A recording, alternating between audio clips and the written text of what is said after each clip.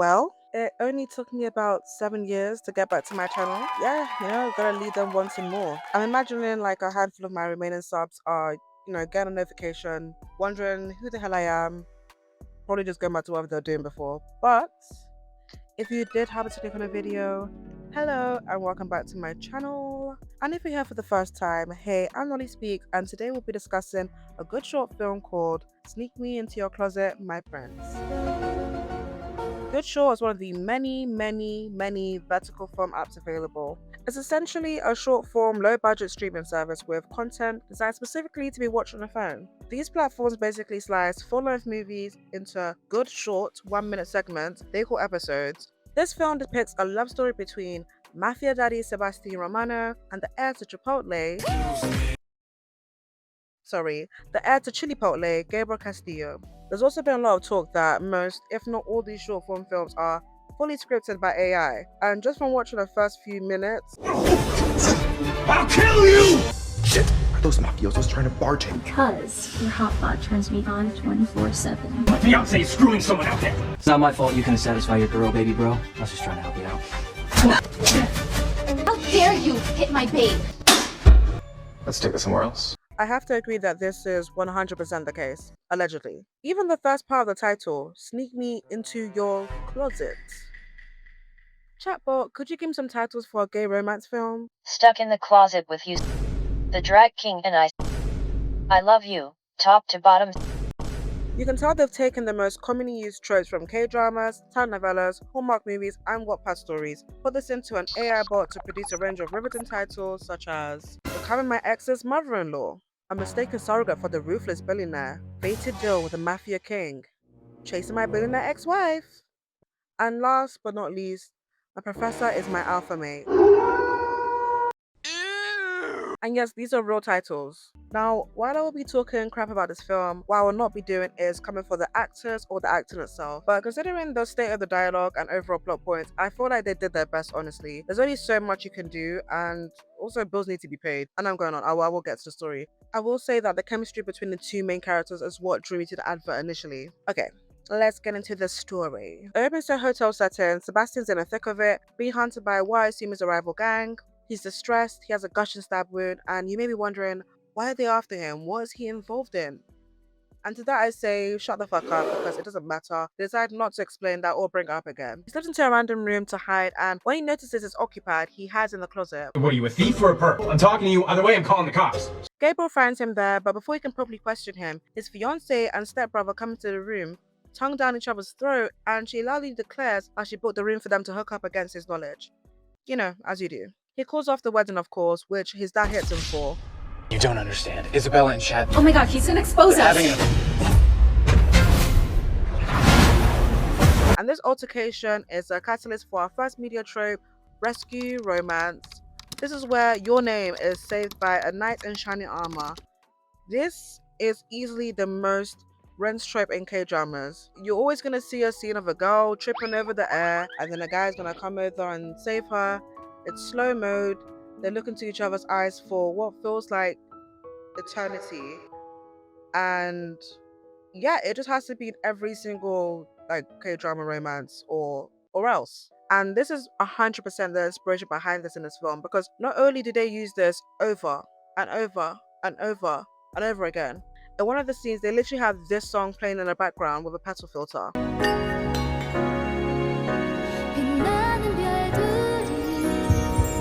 If you know, you know. Okay, let me get back to the film. So, Gabriel manages to drown in a 1 meter pool and is immediately hospitalized next to his savior Sebastian, who was, actually wounded.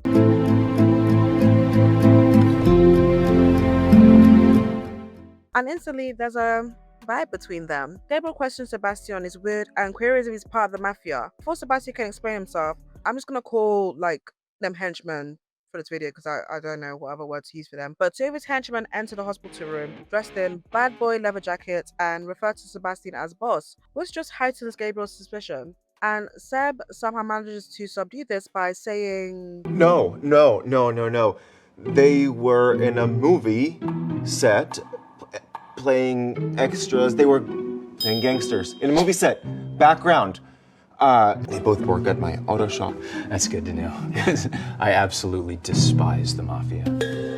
This introduces us to the second recurring trope in this film called Captain Oblivious.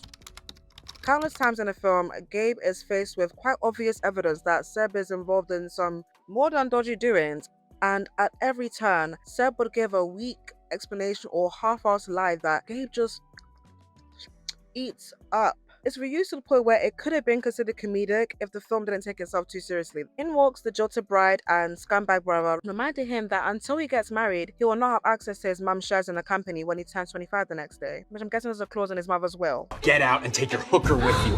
I will never marry a cheater. I'd rather marry a dude. Gabe makes the on-the-spot decision to actually marry Seb to secure what's rightfully his. Will you be my bride? You know, the mysterious man with a knife wound who hides in people's closets and may or may not be affiliated with the mafia. First of all, I'm not gay. Sure, Dan. And I'm not interested in you. Just while I get my inheritance sorted at the company, and then we can get divorced. Seb feels indebted to him as he helped him in a mugging situation some years back. Okay, let's get married. You're agreeing? Just like that? You don't have any questions for me? No? I don't know if you remember, Gabe, but you saved me once. Finally found it. Get lost, punk! This is my turf! That is the last thing I have from my mom! You taking our shit from me? I'll kill you! I've already called the police. I suggest you back off. That was you. The heartbroken boy. Yeah. By the way, Gabe's dad, Are you fucking out of your mind? Marrying a gigolo? furious. The next day, they're at the courthouse to be wed when the lady behind the desk gets a notification that their marriage is potentially fraudulent. I'm sorry, I can't proceed with your registration. There's been a report of fraudulent intent regarding this marriage. What? That's nonsense. Shit. It must be Chad. Now, I know potentially fraudulent marriages can be reported and held off until an investigation is done, but I don't believe making out in front of the registrar would be the usual determining factor of a genuine relationship. But I know, it's just a plot device to get our first kiss and evident gay panic of us straight as a flagpole main character. Ah, I knew it! There's no way a lovely peer like you is fake.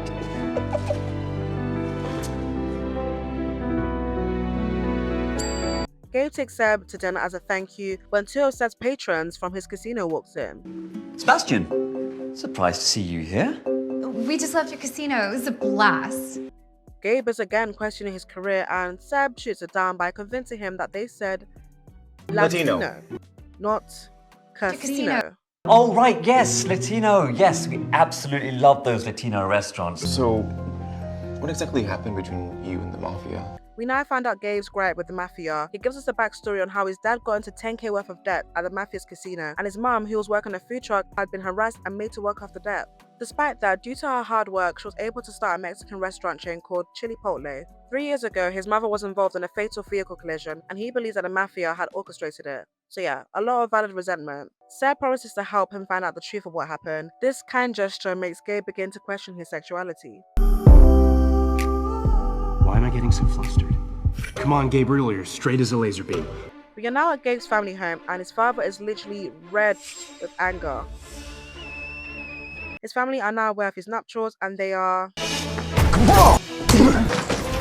You are not welcome here. not happy. This is also the part where I realized the very funny subtitles whenever there's a swear word being said. You son of a bitch. How can I raise such a disrespectful cocksucker? Get that through your fucking head. Fudge and hilarious. He is then kicked out of the family home. Dad, are you really gonna let them kick me out like this? You chose to marry a man. You're lucky I'm just throwing you out and not breaking your legs! Oof, bit much, Dad. Mind you, this conversation happens inside of this huge mansion that's within this large estate, but somehow Seb hears the whole thing, drives in through the gates and says this. Who says you don't have a home? Gabe doesn't question, first of all, how he even found out where he lives, but how he heard the entire conversation from beyond the gates of this several acre-sized land, and just hops on his bike. We're now at Seb's place where there's very much a visible wall of guns on display, and tells Gabe this. Feel free to look around. I'm gonna go settle you in. Shit! This looks just like the real thing. Gabe, put it down! Which begs the question, what the fuck do you really do? Seb says they're all replicas and airsoft, bar the one gun that Gabe happens to pick up and fire off in his apartment. Watch out! It's for protection. You know, these neighborhoods nowadays are not very safe. Oh, that's a relief. Captain Oblivious is quickly turning it into Lust Makes You Dumb. A shower later, Seb lets Gabe know that he's into men. Well, you don't have a girlfriend? How? You're like a hunk. Does it have to be a girlfriend? While getting all seductive when the henchman walks in and says, Sorry. Please continue your foreplay. Damn it. I'm out of here. If boss likes guys, what is he though? A top? No way he's a bottom. Had more to say? I can go get some condoms and lube. Does he think we were... well, If I was. let me ask the audience. After the awkward rambling, Gabe realizes that he recognizes the henchman and is aware that he's in fact part of the mafia. After my mother's accident, right after the funeral, I saw you there with them. Seb says that's all in the past and he now works at the auto shop. Yeah, I've turned my life around. Now I'm mainly fixing cars and doing odd jobs. And Gabe, I trust you, Seb. of course, it's bedtime now, so you know what that means. There's only one bedroom. Except there's two beds. But Gabe accidentally ends up in Seb's bed anyways. You're in the wrong bed. Went to the bathroom last night. I came back into the wrong bed. Sure, Jan. Next day, we're at Seb's garage where he saves Gabe from a wrench that almost takes his life.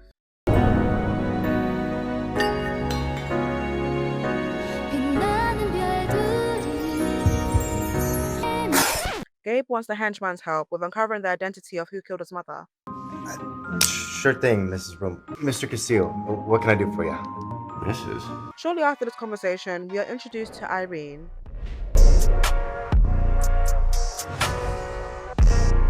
Seb gives Gabe the green light to pursue her, but is obviously bothered by this. Go for it. I don't care. What's happening here? I just started shipping them, now heartbreak? Whilst fixing Irene's bike, Seb takes off his shirt, as is common practice in engineer work, and Gabe all but creams himself. Would you put on a shirt? God's sake. Is everything okay? Yeah, I'm fine. Hey, Seb, I'm gonna take Irene for coffee. You want anything? I'm good, thanks. Poor boss. Falling for a straight guy? He's heading straight to Heartbreak City. Later on, while having coffee with Irene, Gabe finally realizes he may not actually be straight as a flagpole. Hello? Yeah, hi. Sorry about that. What were you saying? Do you want to go out on a date? You sure? No offense. You're great, but I don't think I'm your type. Yeah, you might be more in touch with my emotions than I am. Next day, Gabe takes his hubby to a board meeting, and his stepbro seems to have taken an interest in Seb and grabs his bum in a room full of people. Lipstick on pig. But somehow security is called to remove Gabe and Seb from the building because The man that married a gigolo to inherit his mother's shares. He marries one gigolo and now he's bossing us around. Are you gonna blow through our investors' money to pay for your prostitutes? Get the hell out of here. Why don't you take your little boy toy and go home, okay? Security!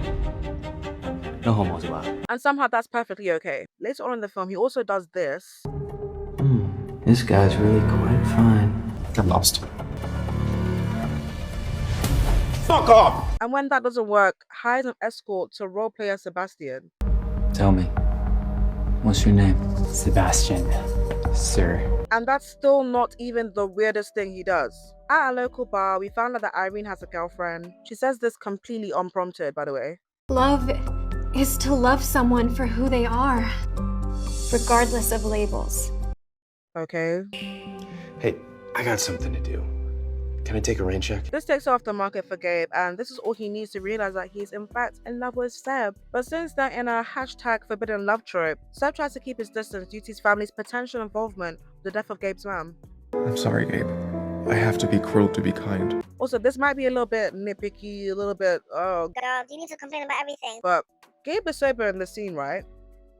Like completely sober. He takes one shot, goes to the auto shop, and suddenly he's plastered. Anyways, the next day, Seb takes Gabe to a fancy members-only restaurant and are met with...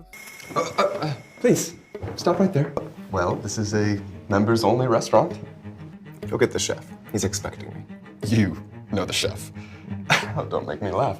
Look, how about you take your sissy boyfriend somewhere else? Okay? You can't afford it here. Did you just say? Friendly fire? Poor Gabe. All he's done is stand there. Why the hell is he catching strays? You take your sissy boyfriend. They then bump into Step Bro. My loser brother and his fruitcake boyfriend. I'll tell you what. I'll let you in if you let me in, gorgeous. Fuck off, you. And ex-fiance. Go on.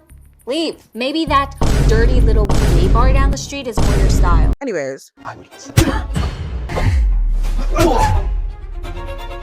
Guards! Guards! Hold them! Beat them down! I don't want to get blood on my Chanel dress. The famous chef comes out. Mr. Romano, I'm so sorry. This moron is Chef. Call me Sebastian. It's been ages since I last saw you, my dear friend. The host is fired. Chad and ex-fiance are kicked out. Chad immediately arranges for the kidnapping and dragging of Seb for an old friend. But the henchman grabbed the wrong guy, because the guy on the end of the phone is actually Sebastian's uncle. Which one are we supposed to grab? Boss gave us the address and said grab the pretty one, but they both look pretty to me. So obviously they grabbed the guy who is not their boss's nephew. So, just to be clear, Chad arranged a kidnapping. He didn't give the person orchestrating it the name of the target, a picture, or even a distinct description aside from pretty. Also, how did they get there so fast? They literally just put their aprons on. Seb follows the henchman to what seems to be his uncle's bungalow that has a lift. And I'm also assuming is a underground 20-story hotel, because when he knocks out both the henchmen with a single blow from his elbow, they reveal Gabe is in room 2046. And when Seb enters the room, outside the door you can clearly see the top part of a stair banister. So yeah, we just do whatever here. We're goofy like that. Also, this scene, what Chad attempts to do is beyond fucked up, and they completely gloss over that fact. I thankfully haven't been in a situation where someone I know has been dated, but if I was in Seb's position, I know my next steps would be to call a police, ambulance, or if I was in a mafia, kill Chad. Instead, he takes a shower with him and then they fuck. So he rejects him when he thinks his family are involved with Gabe's mum's death, but sleeps with him when he's well aware his family kidnapped him.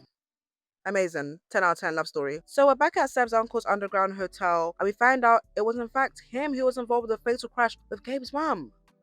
Uncle sends henchman to follow the couple to find out if they are actually in a real relationship. Where are those lovebirds going? Motel for a quick round or two? Oh, look at how cute. Oh, no, this one's better. That's picture perfect. Look at you. I love this. I don't want to touch that. Uncle doesn't approve and sends his henchman to slander Gabe's restaurant. Seb is livid. Mess with him again? It's your life on the line. But actually, it is Chad that instructed this, as he wants the business to fall under Gabe's management. Whilst investigating the slanderous video, an ominous presence drifts into Gabe's restaurant and hands him a USB, which he immediately plugs into his laptop without question. The drive contains a doctored video that shows Seb as the passenger of the vehicle that killed his mother. Hey y'all, this is me just editing here. I've watched this movie a couple of times obviously, and at this point it always seems jumpy and laggy, which I just assumed was maybe like my internet connection, so I never really thought much of it. Because this part of the film is very jumpy and the audio is quite glitchy and like jarring to the ear, like it clips a lot, I will just do a voiceover of what is actually being said. Yeah, I'm sorry if we couldn't, enjoy this crucial moment, this amazing film. Seb? Gabe?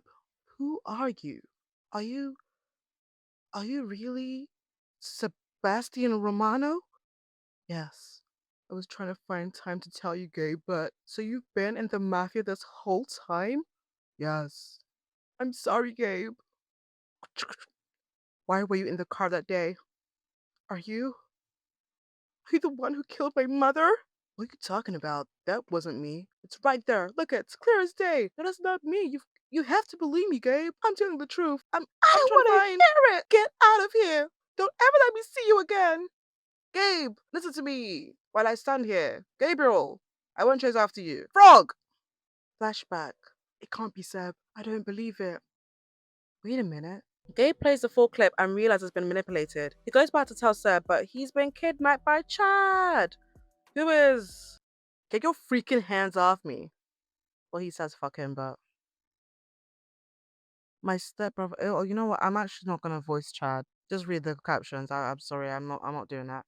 Gabe comes to save the day. Fuck. How dare you touch my husband, you fucking psycho? And as Chad wraps up his villain's monologue, Seb's henchman, who happened to be recording, no explanation on how they knew Seb's whereabouts, how they knew he had been kidnapped, or that Chad would implicate himself to an unsolved murder.